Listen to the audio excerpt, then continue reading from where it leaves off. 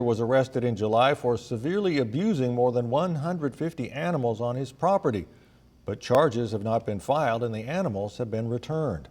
And Dave McGrath says he had a heart attack while in custody. The Northstate News' Max Tedford sat down with him to hear his story, and Max is here with us. Max.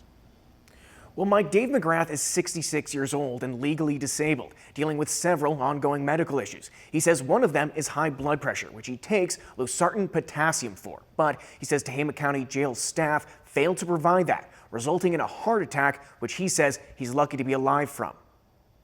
Dave McGrath was arrested July 3, 2024, after deputies alleged they discovered significant animal abuse on his property, which McGrath contests was incorrect. He says after being taken into custody, he told them he needed medicine every 24 hours. The intake process, I asked for my blood pressure medication. I asked for reading glasses. I couldn't see a thing. I couldn't read any phone numbers. I couldn't do anything. And everything was refused. McGrath says no one provided the medicine even when he requested some.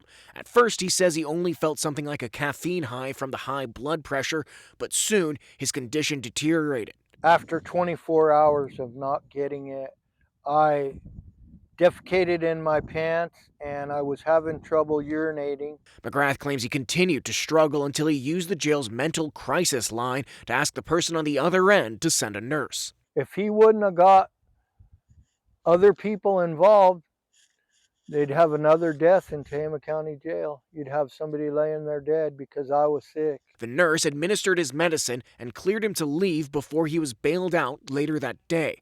But over 5 days at home, McGrath became lethargic and lost feeling in his legs, eventually going to St. Elizabeth in Red Bluff, where doctors determined he'd had a heart attack. Dizzy, loss of energy. I had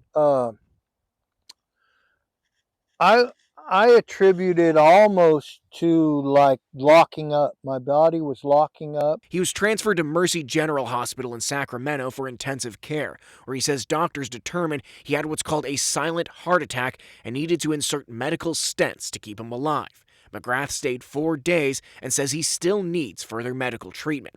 Last month, he filed a tort suit against the county for damages. Just grateful to be alive, grateful not to be in jail. It was a short stay, but it was a learning experience. I reached out to Sheriff Dave Kane and DA Matt Rogers about the case. Kane informed me they had recently finished additional investigations into McGrath's charges and had left that with the DA for review. Rogers confirmed the case is still pending. I'm Max Tedford for the Northstate News.